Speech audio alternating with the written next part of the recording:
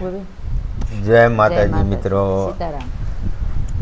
હવે ગઈકાલે જે મેં કલ્ચર બાબત ફિલિપિન્સ ને ઇન્ડિયાનું જે કલ્ચરમાં ડિફરન્સ છે એનો એક વિડીયો બનાવ્યો હતો અને એમાં છે ને અમુક ફોલોવરની કમેન્ટ આવી કે આનો બીજો ભાગ હોય તો બનાવો, અને પ્લસ બીજાને થોડીક વસ્તુ ડિટેલમાં કહેવાની બાકી રહી ગઈ હતી, મતલબ એક ભાગમાં બધું પૂરું નહોતું થયું ને, એટલે એક આ નવો ભાગ એના માટે બનાવ્યો. એટલે એમાં થોડીક માહિતી આપવાની છે ને, કહેવાનું શેર કરવાની છે ને, યાદ કરવાની છે. જો ને the before yesterday we made one video that what is the difference between Indian culture and Philippines culture. So there are some stuff that we didn't share with our follower that we want to share. You told me that some stuff that I want to share, but we don't have enough time, and video will, if I will share this all stuff, that the video will become too long, so you want to share. So Today, yeah, could you please let me know what is the things that you want to share with our followers? Yeah. This like you and me, we get married, right? And me, I have brother. Yes. I have one brother and I have two sisters. Yes. My brother, he is not yet married. He's single. And I have two more sisters. And they are married already. Yes. And my mother, thanks God, she's still healthy and she's fine. Yeah. She's physically healthy and mentally strong also. She's okay, in short. In our culture, if she will get, when she will become old, the one who will take care of her, it's either me or I have two more sisters, right? So they are the one who will take her. Three of us. It's either who from all of us, from three of us, who will take care from my mother. And my brother, I have one brother. When he will get married, his wife will not take care my mother, because this is our culture. Our culture is who is the daughter, she is the one who will take care, and especially who is the older sister. To make clear who is the older sister, and she is nearby from mother, so she is the one who will take care, not my brother wife. Only mother or father also? Mother and father, the Both. parents, in short. In short, parents. Alright, now I will translate this all stuff to my follow friends. Okay, હવે એનો કહેવાનો તાત્પર્ય શું છે કે એક unique વસ્તુ એ તમને મતલબ શોકિંગ લાગી કે આવું પણ હોઈ શકે. જો આ લોકોનો જે કલ્ચર છે ને, સંસ્કૃતિ છે ને, એની અંદર આપણે અહીંયા મા બાપને સાચવવાની જવાબદારી છોકરાની હોય, દીકરાની હોય, કે ભાઈ મા બાપ ગલઢા થાય ને એટલે એનો દીકરો જે હોય, એ દીકરોનો વહુ હોય એ સાચવે, બરાબર છે. પણ આ લોકોનું કલ્ચર, એની સંસ્કૃતિ એ ટાઈપની છે કે ત્યાં મા બાપ ગલઢા થાય એટલે દીકરો નહીં પણ દીકરી એની સાચવવાની હોય. દીકરી સૌથી મોટી, ધ ડોટર ઇઝ ધ એલ્ડરમાં, રાઈટ? Yes. હા, એલ્ડર એટલે કે સૌથી મોટી દીકરી હોય ને, એને એના મા બાપ ગલઢા થાય એટલે એની સેવા ચાકરી કરવાની, કદાચ ખાટલામાં હોય તો એ પણ એને સાચવવાની જવાબદારી સૌથી જે મોટી દીકરી હોય ને એની હોય, એવું એનું કલ્ચર છે, એનું જોનાનું એવું કહેવાનું થાય, This is બરાબર? our culture. જો દાખલા તરીકે આને જોનાને છે ને, એ લોકો ત્રણ બહેનું છે, બરાબર છે? You are three sister, right? Yes, me and I have two sisters. હા, ઓકે. તો મારી બે હારીયું છે, બરાબર છે? હવે એ લોકો અટાણે એના મા બાપ છે, જોનાના મા બાપ છે, હાલતા ચાલતા છે, તંદુરસ્ત છે, બરાબર છે? એટલે ખાટલામાં નથી પડ્યા કે એને સાચવવાની કે કંઈ જરૂર નથી. અને એક ભાઈ છે, you have to brother, right? One. Yeah, one brother. Okay. So એ ભાઈ અટાણે સિંગલ છે, પણ હવે ટૂંક સમયમાં એના લગ્ન થાય એટલે એનો ભાઈ અને એ ભાભી છે ને, એની જવાબદારી નહીં આવે એના મા બાપને હાંસવવાની. અત્યારે હાંસવવાની જરૂર નથી, મતલબ કે એ હાલતા ચાલતા છે, પણ કદાચ ગલઢા થાય પછી. પણ જ્યારે ગલઢા થાય ને ત્યારે એની જે બેન છે મોટી, એની જવાબદારી આવી છે. કારણ કે હમણાં છેલ્લા એ મને વાત કરતી હતી કે મારી દાદી, એની માની નાની થાય ને, બરાબર? મામીની મમ્મી એટલે નાની, બરાબર? એ જ્યાં સુધી ગલઢી થઈ મરી, when your grandmother she pass away? It's long time already. I think 10 years ago. 10 years ago, right? Yes, it's long time already. Yeah.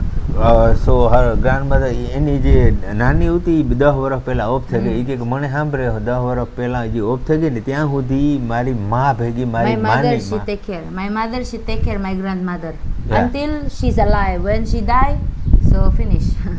Yeah. જ્યાં સુધી ઓફ થઈ ને ત્યાં સુધી એની માની મમ્મી હતી ને એને આની માં હે હાચવતી હતી ને એ એને જ ઘેર રહેતી હતી. And my mother, she have 3 brother. My Oh. mother, she have 3 boys. She have 3 brother. એની માં હે એની ટૂંકમાં એને પોતાના હગા મામા 3 છે કે હા. મારા હગા મામા 3 છે.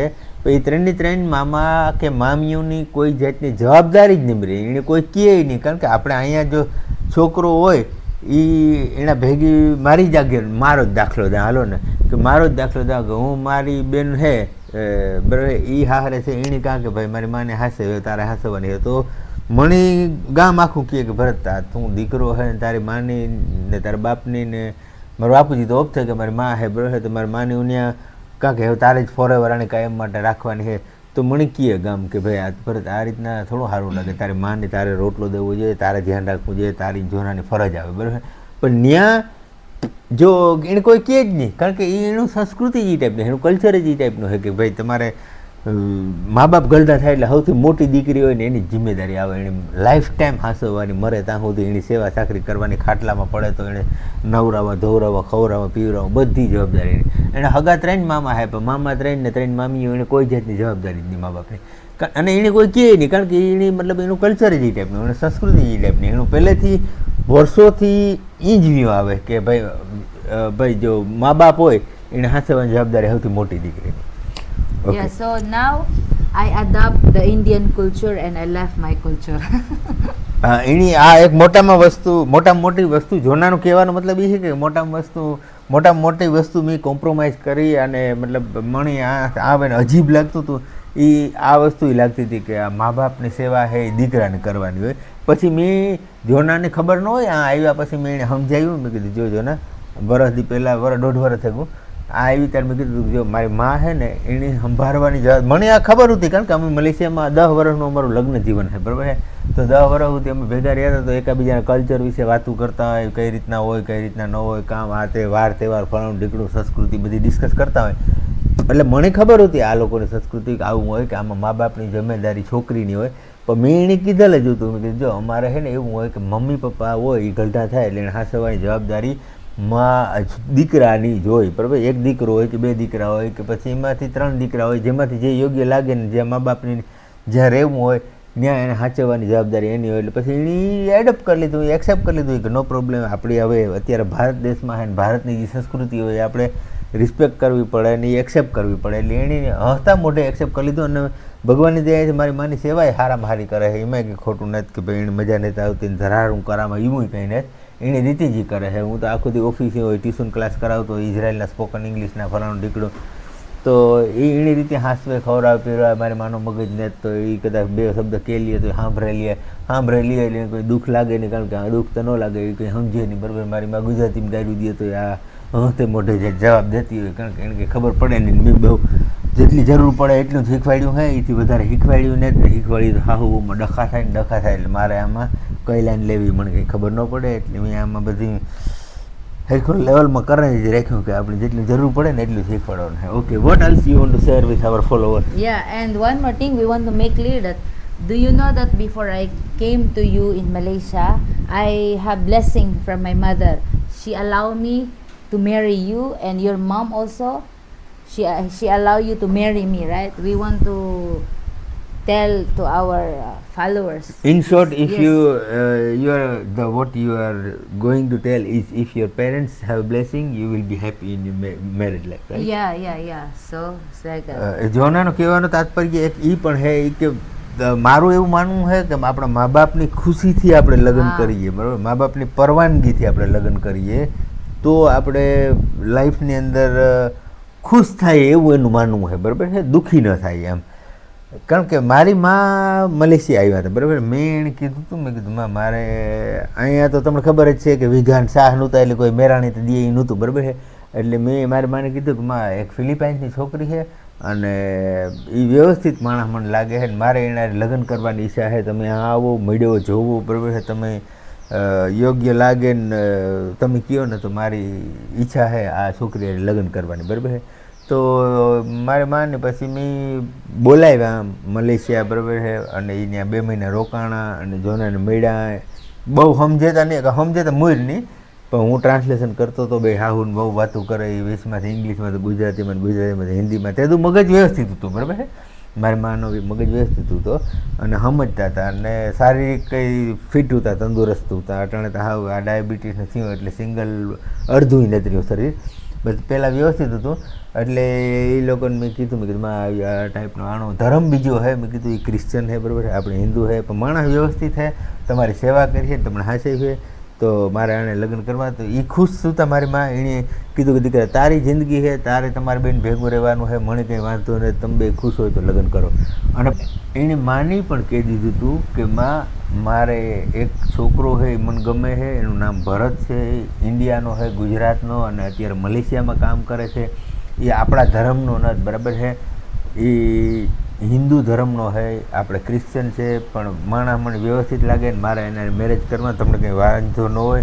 તો તમે મને રજા આપો હું મલેશિયા જાઉં હું એની મુલાકાત લા અમે મળીએ એકબીજાને મતલબ જોઈએ જાણીએ અને પછી વ્યવસ્થિત લાગે તો મારે એને લગ્ન કરવા તો તમારી રજા છે ને તો એની માઈ એણે મન જોયા વગર એની માઈ કીધું દીકરી તારી જિંદગી છે તારે એના લાઈફ ટાઈમ રહેવાનું હોય જો તું ખુશ હોય ને તારે લગ્ન કરવા હોય તને વ્યવસ્થિત લાગતો હોય તો મારા આશીર્વાદ છે તું જા અને ખુશ થા બરાબર તો પછી જો ના આવી મલેશિયા અમે અહીંયા મલેશિયાની અંદર 1 મહિનો રહી પછી મેં એની પાછી મહિના દિન વિઝામાં બોલાવી હતી મેં કીધું તમે આપણે હવે તું પાછી વહી જાય ને તને જો ઈચ્છા હોય ને તને હું વ્યવસ્થિત વ્યક્તિ લાગ્યો હોય ને તને એમ થતું હોય કે આ લાઈફ ટાઈમ હા હેરી રહેવા જેવો વ્યક્તિ છે તો જ આપણે લગ્ન કરીશું તો પછી એણે કીધું હતું કે ઓકે મારે લગ્ન કરવા બરાબર છે તો ટૂંકમાં કહેવાનો મતલબ અમારા બેયના મા બાપ છે એ એગ્રી હતા અમારા બેયના છે લવ મેરેજ બરાબર કહેવાય લવ મેરેજ જ કારણ કે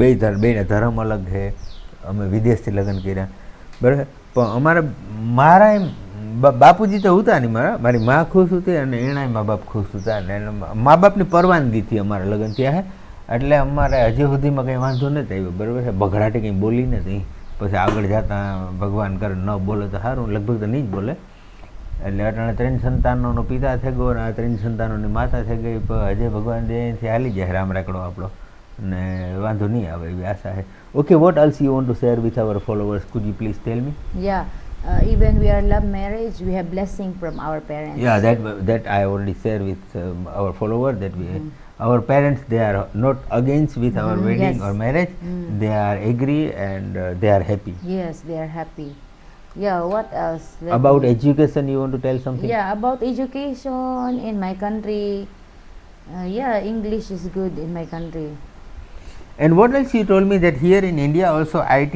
information technology and medical science they are good because all of the famous doctor in USA, Canada and Philippines they are studying in here in India right but the weak point that you are feel that here don't have fluency they can't speak English properly fluently right some of them not all yes some of them because now in new generation in this year it has some kids also they can speak English now but the before one we are talking the before one but now it has some kids and some adults already that they can speak English because you know right now the generation is changed જોનાનું કહેવાનો મતલબ છે કે અહીંયા મતલબ અટાણે નવી generation છે English મીડિયમમાંથી પહેલેથી પાયેથી ભણે છે એનું તો ફ્લુઅન્ટ ઇંગ્લિશ છે આપણી આ ઇંગ્લિશની વાત કરીએ આ લોકોનો દેશ ગરીબ છે બરાબર છે પણ એ લોકોનું એજ્યુકેશન સારું હોય બરાબર ત્યાં ભલે હાવ મજૂરી કામ કરતા હોય આ મતલબ કે હાવ ગરીબ માણસ હોય પણ આનું ઇંગ્લિશ પાવરફુલ હોય ગમે એને મારા હારા હે મારે હાર્યું છે બરાબર એ લોકો હારે હું વિડીયો કોલમાં ફોનમાં વાત કરતો હોય તો એ લોકોનું ઇંગ્લિશ પાવરફુલ હોય પેલે એ મતલબ કે હાવ આર્થિક પરિસ્થિતિ નાના એવું નથી આપણે અહીંયા કામ સિસ્ટમ છે કે આપણે તો કોઈ પૈસાદાર પાર્ટી હોય ને સારી ઇંગ્લિશ મીડિયમ સ્કૂલમાં ભણતા હોય તો જ એને ઇંગ્લિશમાં ફ્લુઅન્સી હોય અને નહીંતર નાની મતલબ પ્રાથમિક શાળાઓમાં ભણતા હોય એની નબળા હોય વીક હોય ઇંગ્લિશ બરાબર પણ ત્યાં લાગટ મતલબ 90% લોકો છે ને એનું ઇંગ્લિશ સારું હોય ફ્લુઅન્સી સારી હોય ઇંગ્લિશ બોલવામાં નાનથી અને પ્લસ બીજા નંબરમાં અહીંયા આપણે એક વસ્તુ છે એ આ જોનાઈ પણ મને કહેતી હતી કે એ એક વસ્તુ મેં નોટિસ કરી કે અહીંયા ઇન્ડિયાની અંદર વધારે પડતા જે લોકો છે ને એ તમે એને ઇંગ્લિશમાં કોઈ પણ વસ્તુ લખી દો ને તો એ લખેલું વાંચી લે તમે કહો કે આનું ગુજરાતીમાં ટ્રાન્સલેશન કરી લે તો એનું નોટમાં ટ્રાન્સલેશન કરી લે, બરાબર. પછી કોઈ બે વ્યક્તિ ઇંગ્લિશમાં વાત કરતા હોય તો એ વાત એ સમજી જાય. પછી એને કોઈ ઇંગ્લિશમાં કંઈ પૂછે તો એ પણ સમજી જાય. પણ એને પ્રોબ્લેમ ક્યાં થાય છે? સામે બોલવામાં, સામે જવાબ દેવામાં પ્રોબ્લેમ થાય છે. એનું કારણ શું છે મને એમ પૂછતી હતી, બરાબર. પછી મને એનો જવાબ એની જ દીધો કે મને જે રીઝન લાગે, મને જે કારણ લાગે એનું એ હું તમને કાંઈ કે ભરત અહીંયા આપણે ઇન્ડિયાની અંદર એજ્યુકેટેડ માણસો હોય ને એની ઇંગ્લિશ બોલવામાં ફ્લુઅન્સી નથી, બરાબર. તો એનું કારણ એ જોનાનું કહેવાનું છે કે આપણે સ્પીકિંગ પ્રેક્ટિસનો અભાવ છે, બરાબર છે. અહીંયા ગમે ત્યાં તમે ટ્યુશનમાં જાઓ ને ત્યાં તમને 12 કાર્ડ ને V1 ને V2 ને ફલાણું ઢીકણું ને પૂછડું ને વર્બનું ફર્સ્ટ ફોર્મ ને સેકન્ડ ફોર્મ ને આ તે એ બધું શીખવાડે, પણ સ્પીકિંગ પ્રેક્ટિસ નથી કરાવતા, બરાબર છે. સ્પીકિંગ પ્રેક્ટિસ એટલે કે નાના સેન્ટેન્સ પહેલાં હું તમને બોલતો જાઉં ને એનું તમારે ગુજરાતીનું મને ઇંગ્લિશમાં કહેતો જવાનું, પછી હું એ સેન્ટેન્સ લાંબુ કરતો જાઉં અને પછી એ લાંબા સેન્ટેન્સનું તમારે મને ઇંગ્લિશમાં કહેવાનું. અને એ સેન્ટેન્સ લાંબુ હોય તમે તમારા મગજમાં બનાવી શકતા હોય તો તમે પછી ઇંગ્લિશ બોલતા શીખી ગયા એમ can consider that you can speak English. Let's say if I will ask them that tell me that I have a car, what is the English of these words? Then they will translate in English. I will tell in Gujarati and after that they will translate in English. So they can be fluent in English, right? Yeah, no, actually we are in India. It's not much necessary to learn this grammar because some of Indian they are not going abroad, right? So Yeah, but it's not most of them- necessary. The no. one who want to go abroad, then they must learn. Yeah. But the people who is here only, so I don't think so. No, the Not one who want to necessary. live here also, for them also in next few years it will be necessary to learn English, right? So I think for new generation also now everywhere, But now the education in India is good. yeah. So Now okay, હવે video વધારે over લાંબો થઈ જાય એટલે હવે અહીંથી cut કરીએ, પછી પાછો એક નવો અલગ વિડીયો બનાવીશું. ત્યાં you સુધી want રજા to આપો. ask anything, you can comment here if they હા, want to તમારો know કોઈ more. પ્રશ્ન હોય ને તમારે કોઈ ટોપિક ઉપર વિડીયો બનાવ, તમને એમ હોય કે હું ને ભરત અને જોના કોઈ આ ટોપિક ઉપર વિડીયો બનાવે તો એ તમે મને કોમેન્ટ સેક્શનમાં કહી દો, અમે એ ટોપિક ઉપર વિડીયો બનાવીશું, બરાબર. તમારે કંઈ જાણવાની ઈચ્છા હોય તો ત્યાં સુધી રજા આપો. જય માતાજી.